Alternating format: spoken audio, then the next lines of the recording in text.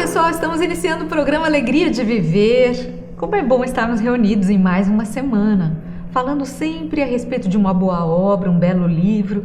E você que nos acompanha sabe que nós estamos já há algum tempo fazendo o estudo do livro, o livro que é do Espírito Humberto de Campos, que se chama Cartas e Crônicas.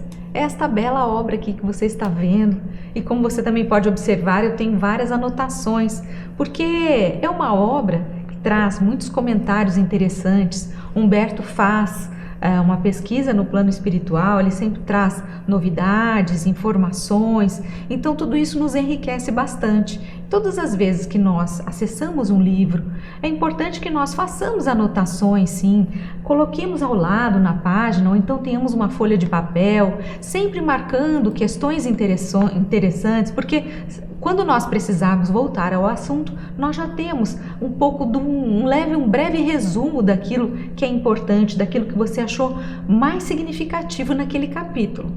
Então, pegue seu livro, sua obra, porque hoje nós estaremos iniciando mais um capítulo. Para quem não me conhece, eu sou Solange Salman Godoy e hoje estaremos entrando num capítulo que se chama Explicando. Então, só para a gente entender um pouco como o título desta obra diz, trata-se de cartas e crônicas, ou seja, o Espírito Humberto de Campos nos envia cartas, crônicas, e aqui mais especificamente nesse capítulo 38, ele vai trazer para a gente uma explicação através de uma carta. Provavelmente Humberto houve alguma crítica, a gente não sabe muito bem o que aconteceu, mas ele responde a algum tipo de crítica, a algum tipo de comentário que ele teve acesso no plano espiritual, e ele traz então uma resposta, e ele vem dar uma explicação.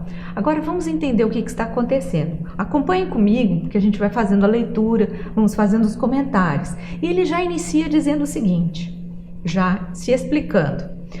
Não, meu amigo, quando me desvencilhei do corpo físico, há quase 20 anos, o título de espírita não me classificava as convicções.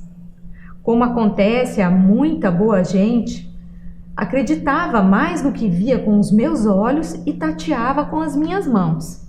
Bem, aqui nós já estamos vendo que Humberto está dizendo para essa pessoa que ele não, quando ele desencarnou, ele não era espírita. Não é? Ele não tinha essa convicção, ele não era ligado ao espiritismo, realmente, ao contrário. Ele está dizendo aqui que ele apenas acreditava naquilo que ele via, no que ele podia tocar, no que ele podia ver. Então, ele não era um homem voltado às questões religiosas e, mais especificamente, ele também não era espírita. Mas Humberto continua. Eu lia o Evangelho de Jesus e compulsava as impressões de vários experimentadores da sobrevivência. Entretanto, sem objetivos sérios de estudo, e sim na extravagância das gralhas da inteligência que vão à lavoura do espírito, gritando inutilmente e bicando aqui e ali para perturbar o crescimento das plantas e prejudicar-lhes a produção.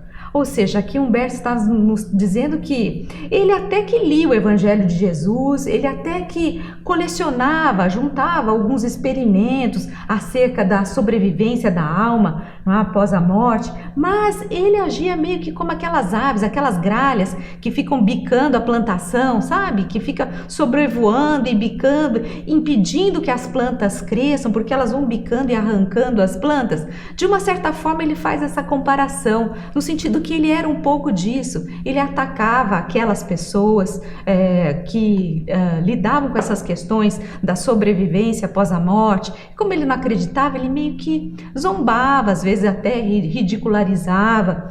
Ele não disse isso aqui, mas a gente meio que subentende que ele era como esses pássaros que iam bicando as plantações e prejudicando aquelas plantas que queriam crescer. E as plantas que queriam crescer, no sentido aqui figurado, ou seja, ele está se referindo àquelas pessoas encarnadas que estavam tentando trazer uma boa notícia, tentando falar da sobrevivência após a morte, tentando falar das questões do espírito.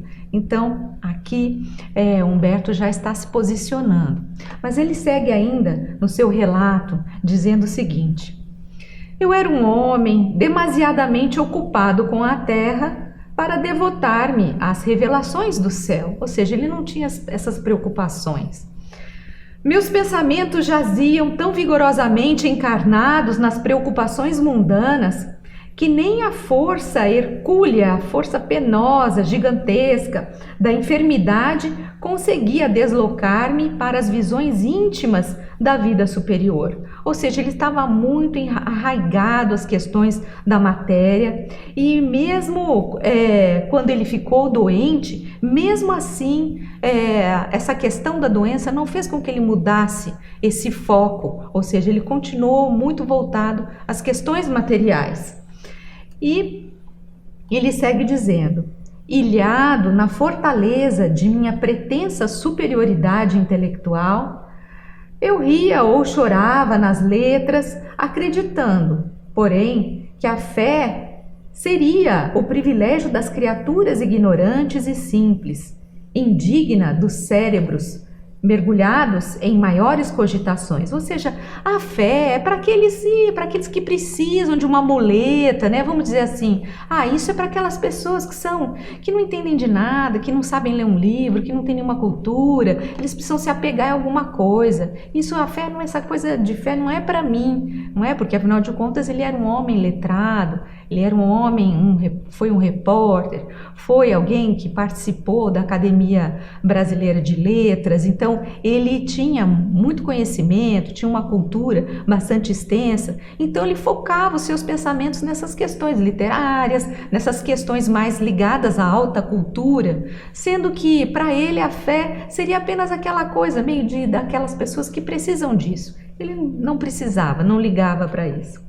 Eu situava-me entre a dúvida e a ironia, quando a morte, na condição de oficial da justiça divina, me intimou a comparecer no tribunal da realidade mais cedo do que eu supunha, e somente então comecei a interessar-me pelo gigantesco esforço dos homens de boa vontade que, nos mais diversos climas do planeta, se dedicam hoje à solução dos enigmas inquietantes do destino e do ser.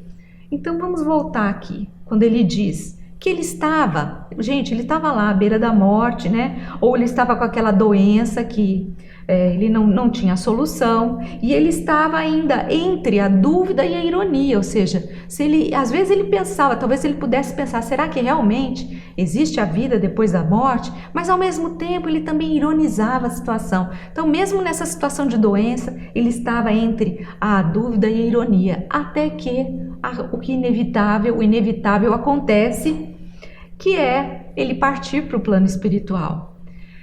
Bom, aí a gente sabe que tudo muda de figura, tudo aquilo que nós acreditávamos, tudo que para nós era tão real aqui na matéria, quando nós deixamos o corpo físico, nós realmente ampliamos os nossos horizontes. E é isso que ele está dizendo, que foi a partir daí que ele passou a dar valor àquelas pessoas que estavam lá na Terra, encarnados, se dedicando à divulgação dessas questões do plano espiritual.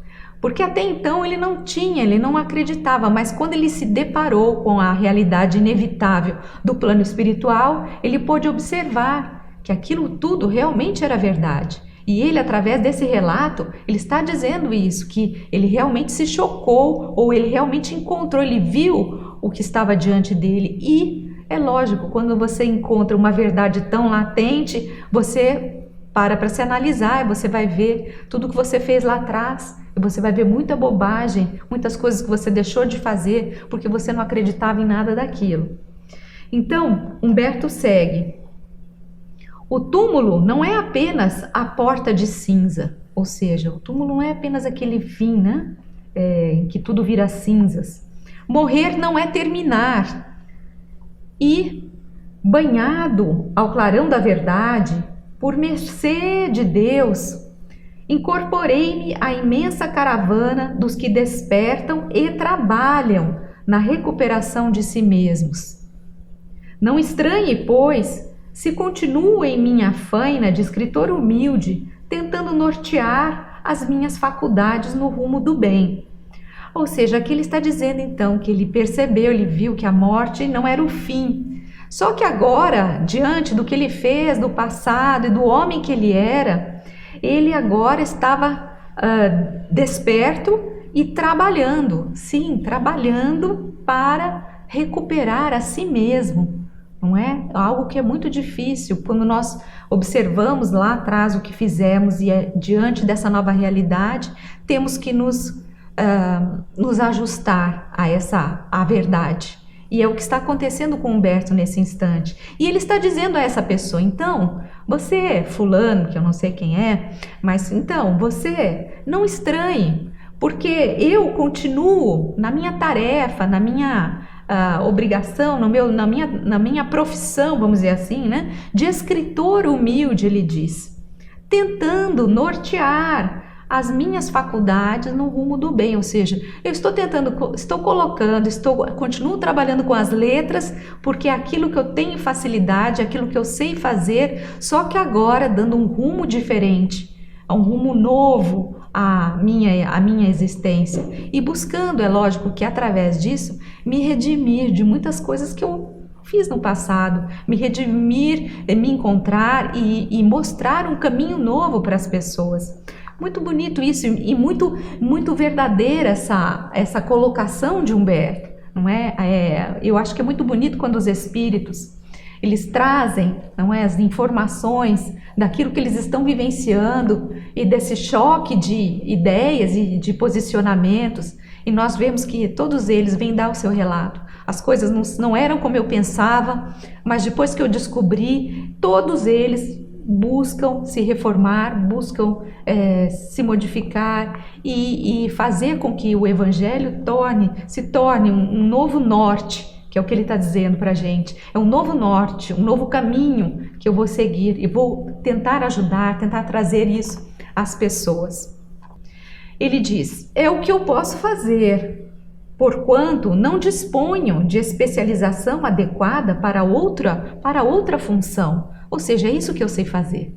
Eu não tenho nenhuma outra especialização, então eu vou trabalhar nessa área.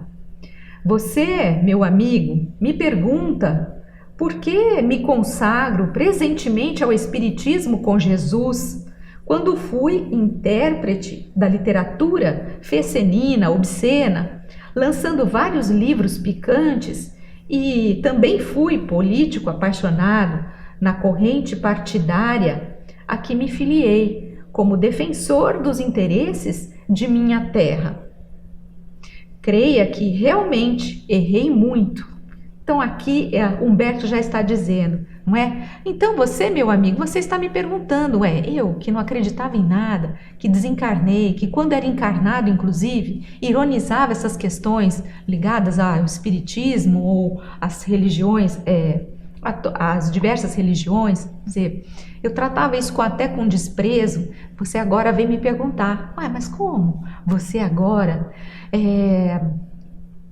agora você se tornou espírita, agora você está trabalhando, defendendo as ideias do espiritismo, não é? Como que você está se consagrando a isso? Não é? Sendo que quando você estava encarnado, você até escrevia livros obscenos, você fazia apontamentos, histórias picantes, ou então você foi também um político apaixonado, né? Um político muito defensor dos interesses, das questões mundanas.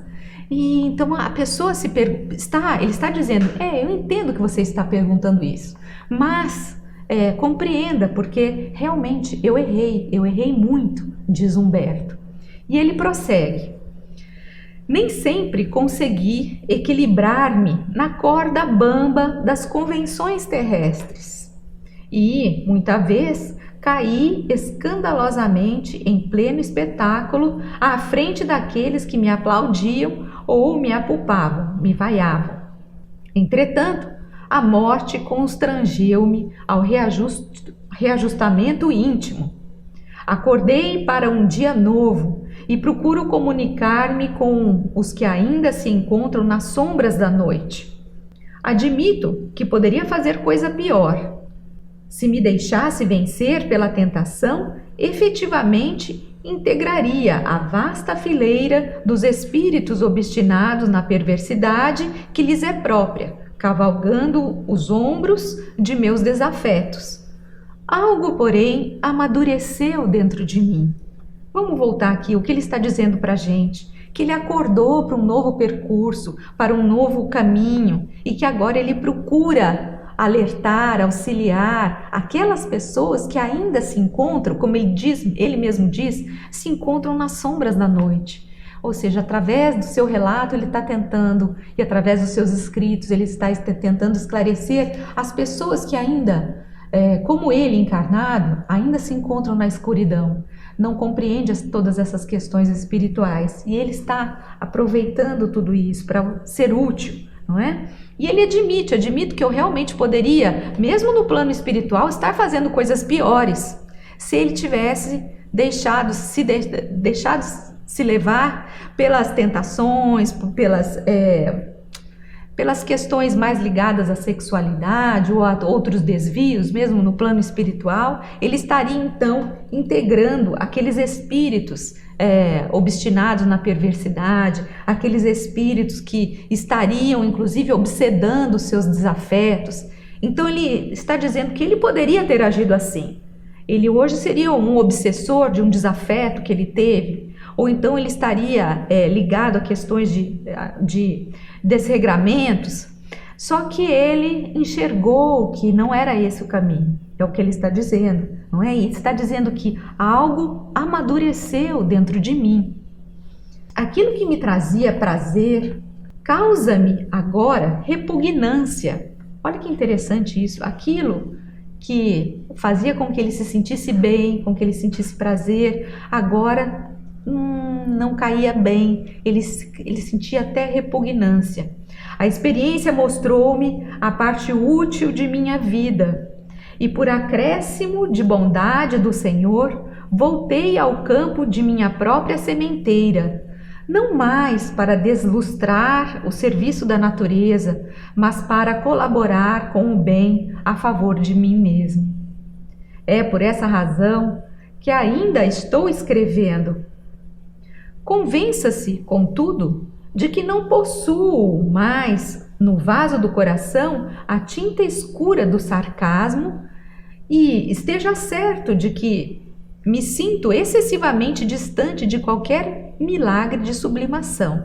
Sou apenas um homem, desencarnado, com o sadio propósito de regenerar-me.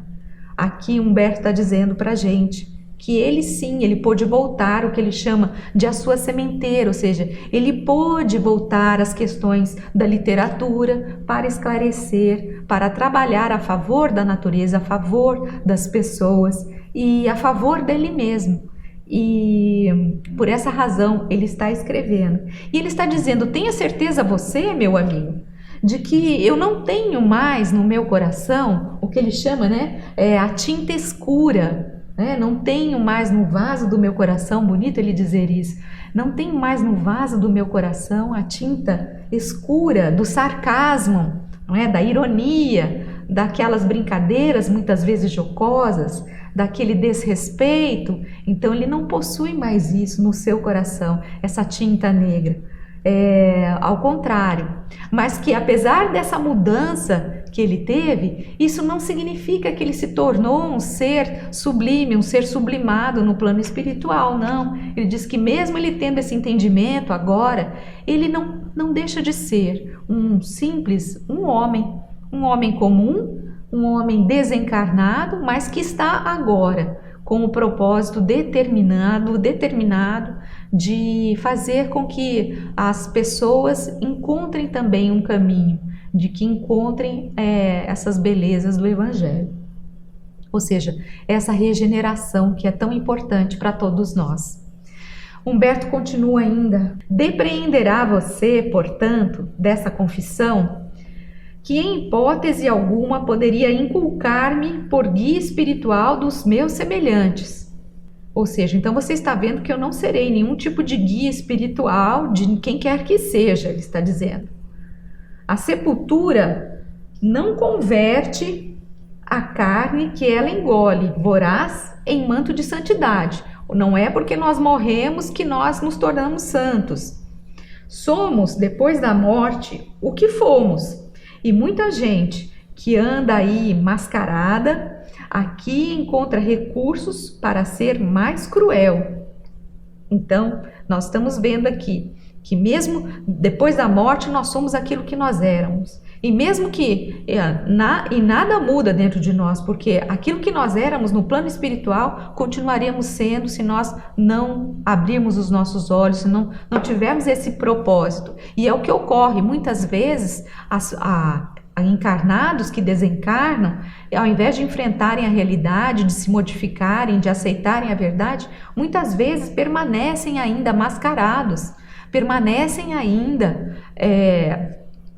prejudicando as pessoas do lado de lá, que é aquele caminho que Humberto diz que ele poderia ter tomado, mas que ele teve consciência e decidiu não fazer. Então ele diz que não, existem realmente pessoas que fazem isso. Quanto a mim, segue no nosso texto, quanto a mim, rendo graças a Deus por achar-me na condição de pecador arrependido, esmurrando o próprio peito e clamando, culpa minha, que é o meia culpa, meia culpa. Então, ele dá graças a Deus porque ele se acha na condição de pecador arrependido. E ele pode dizer que foi culpa minha, culpa minha. Nosso orientador real é o Cristo, nosso Senhor. Sem ele, sem a nossa aplicação aos seus ensinos e exemplos, respiraremos sempre na antiga cegueira que nos arroja aos despenhadeiros do infortúnio. Procuremo-lo, pois, e ajudemo-nos uns aos outros. E você, que com tanta generosidade se interessa pela minha renovação, não se esqueça das 8 letras de luz que brilham sobre o seu nome. Ser espírita é configurar com Jesus o apostolado da redenção. E que você prossiga com o Mestre, amando e servindo, no constante incentivo ao bem.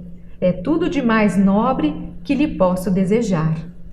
Nesse final, Humberto está dizendo para a gente, e para essa pessoa, que na realidade o nosso orientador maior é o Mestre, é o Jesus.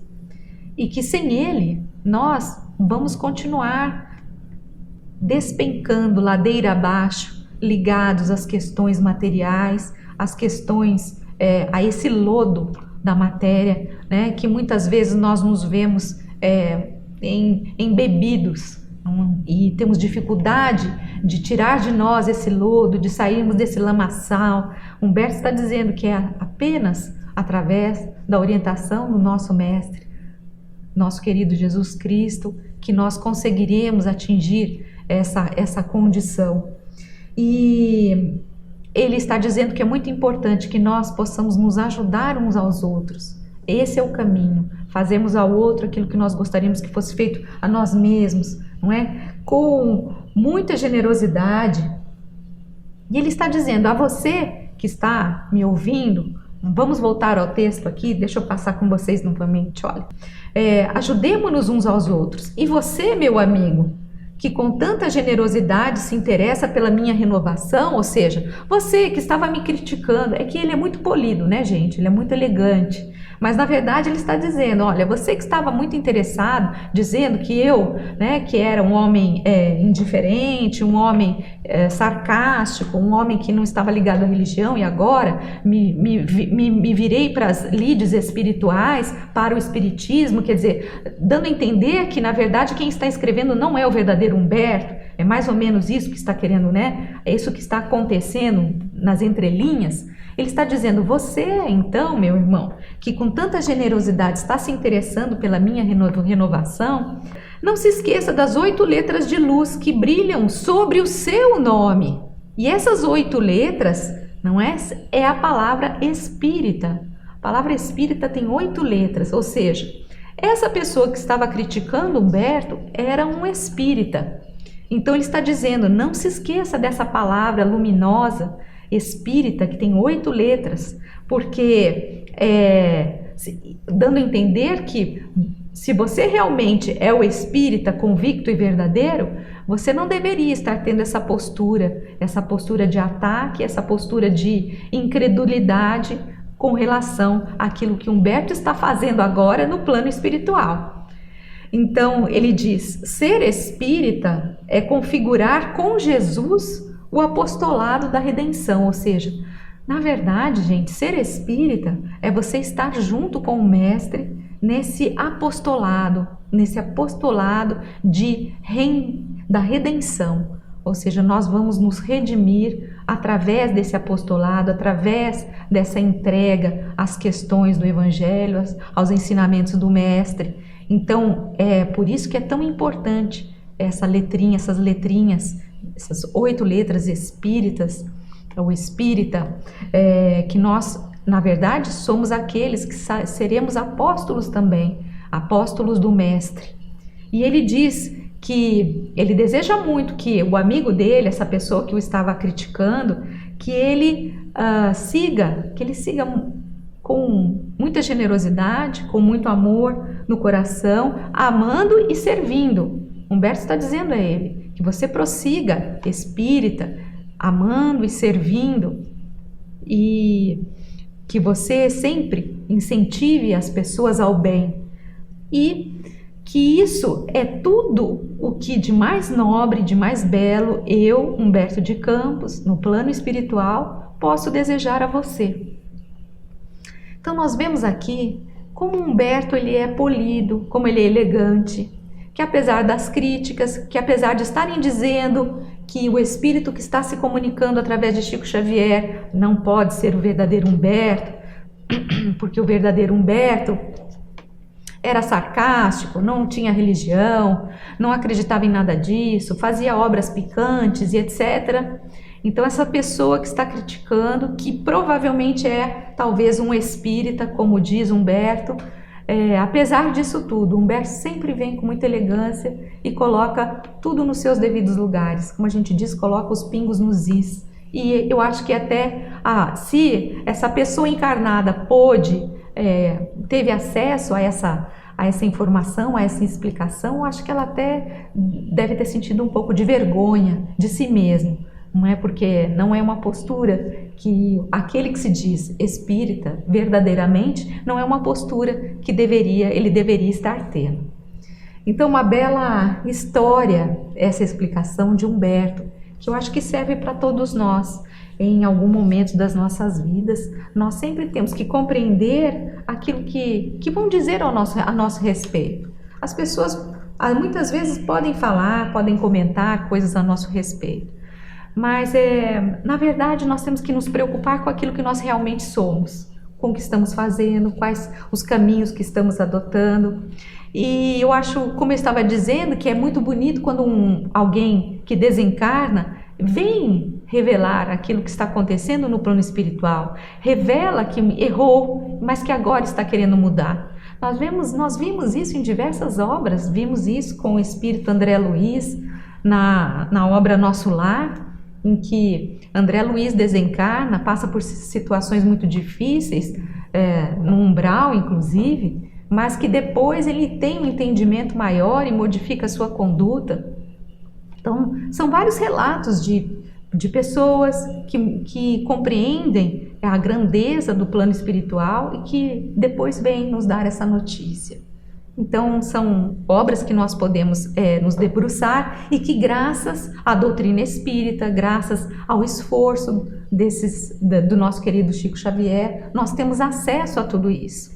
Vocês já viram a quantidade de obras que existem? Quantidades de obras ligadas à mediunidade e à conversa, não é? Como se diz? As mensagens que podem chegar até nós do plano espiritual. Vocês já pararam para pensar que só Chico tem mais de 400, acho que se não me engano, mais de quase 500 ou um pouquinho mais até, de obras no plano espiritual? E tudo isso é um grande presente da espiritualidade para nós. Nós sabemos que tudo isso custa esforço de espíritas, esforço de médiuns, esforço principalmente do Chico, que nos legou, nos deixou essas belezas. Então, é muito importante que a gente possa aproveitar. E por falar em aproveitar, eu gostaria de mostrar a vocês, porque essa obra que nós estamos lendo, e já estamos no final, vocês podem ver, é o Cartas e Crônicas, tem 40 capítulos, e nós aqui nesses 40 capítulos, nós já estamos no capítulo 38, esse que agora nós acabamos de ler. Mas nós temos muitas informações importantes, muitos capítulos que nós já passamos, que vocês poderão rever, visitem, porque tem muita informação bonita, muitas coisas boas para a gente conhecer. Eu destaquei algumas aqui, só para você saber que existem, que nós já tratamos em capítulos anteriores. Como, por exemplo, nós temos um capítulo que fala Carta de um Morto. Nesse capítulo você vai ver que nós temos a informação de uma pessoa falando de desencarne, por isso que eu trouxe para vocês. Essa pessoa desencarna, mas o que é curioso essa história é que ele desencarna no dia 2 de novembro. Ou seja, dia 2 de novembro é o dia dos mortos. Então, esse espírito vem dizer para a gente o que é desencarnar no dia 2 de novembro. E você vai ficar surpreso de ver o que ele passa nesse dia, o que acontece, as dificuldades que ele enfrenta, porque quando ele é sepultado é dia 2 de novembro, então o cemitério está cheio de gente, e não apenas de encarnados, o cemitério está cheio de desencarnados. Então é uma história muito graciosa, ela está no capítulo 35. Busque um vídeo anterior que você vai entender melhor essa questão e vale a pena, tenho certeza que você vai gostar bastante. Também nós já falamos sobre Humberto, né? Aqui no programa tem um capítulo que fala, capítulo 29, sobre os bichinhos. Esses bichinhos que corroem as plantas, corroem as árvores e muitas vezes corroem por dentro. E Humberto faz esse paralelo, né, do que seriam esses bichinhos, né, conosco mesmos, que esses bichinhos são essas ervas daninhas, são esses bichinhos que vão nos corroendo por dentro, que são os bichinhos da mágoa, da inveja, de qualquer sentimento negativo, da raiva. Então tudo isso ele lida como esses bichinhos em que por fora nós estamos bem, mas por dentro nós estamos com aquilo dentro do nosso coração, fervendo, incomodando. Então é um tema muito interessante para você buscar. Falamos também aqui no nosso programa sobre Kardec e Napoleão, no capítulo 28, se você se interessar, esse capítulo falando de uma reunião no plano espiritual, onde Kardec está presente e também o espírito de Napoleão é apresentado naquela reunião, porque existia uma situação onde Napoleão teria que preparar a terra para que o Consolador prometido viesse, através de Allan Kardec. Então, ele narra essa reunião no plano espiritual, onde existem os espíritos luminosos, espíritos devotados a trazer ao homem essas mensagens do plano espiritual superior, e Kardec, que é aquele que estava encarnado naquela época, naquele momento, e ele é retirado do corpo, e ele é levado até a reunião, para que ele pudesse sentir esse envolvimento luminoso desses espíritos, alertando, exortando a ele a importância daquele momento, a importância dele estar na Terra e o que ele poderia ainda fazer pela implementação do Consolador, que chegaria anos depois. Então é um tema muito interessante, muito bonito, que vale a pena, capítulo 28, vale a pena você também conhecer. Então nós estamos vendo que essa espiritualidade superior, ela está, nos envolve de uma forma tão intensa, tão grandiosa, que nós só não acessamos, só não conhecemos se nós não quisermos. Muitas vezes você pode dizer, como Humberto dizia, mas eu não acredito, isso é bobagem, isso é coisa de beata, isso é coisa de mulher, ou isso é coisa de alguém que precisa de oração, de prece, é coisa dessas pessoas que precisam ter uma muleta.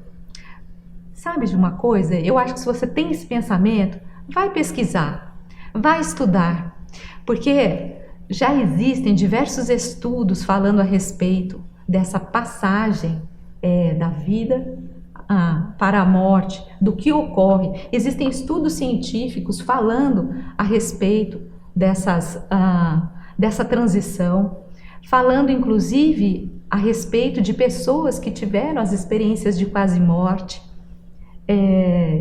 Então você vai ver que existe sim literatura, e não é pouca, sobre esse assunto. Então, se você não acredita muito, vai estudar, busque fatos. E eu tenho certeza que você vai encontrar, e tem coisas boas para você aprender. E não espere chegar na situação em que chegou Humberto de Campos, porque vocês viram quanto tempo ele perdeu quando encarnado. Se você tiver esse entendimento ainda encarnado, se você se debruçar sobre esse assunto com mais seriedade, você vai ver que sim, existe o plano espiritual, existem as revelações, as informações de médiuns, as comprovações de que o plano espiritual existe, de que existe essa comunicação entre plano espiritual e material. Então, se você é um pouco cético sobre isso, pense bem, porque você ainda está encarnado e você ainda tem essa oportunidade de fazer alguma coisa nesse momento. É um momento em que você está aqui no teste, você está nessa grande escola que é o planeta Terra, e é a partir do que você faz aqui que você vai construindo a si mesmo e você vai compreendendo melhor os porquês de estar reencarnado na Terra, principalmente nesse instante. Então não é à toa que nós estamos aqui. E eu acho que todos esses espíritos nos dão essa lição de que do lado de lá, quando os horizontes se ampliam, eles passam até a trabalhar a favor, a trabalhar levando em consideração essas leis espirituais superiores. Então, se isso ocorre do lado de lá, nós poderemos já começar esse trabalho do lado daqui, aqui como encarnados na Terra, porque cada um de nós tem uma tarefa. Mesmo que nós não sejamos muito letrados, mesmo que nós sejamos apenas humildes servidores, humildes empregados em trabalho simples, nós vemos que cada um de nós tem a sua tarefa. E é muito importante que nós possamos cumprir com essa obrigação da melhor forma possível.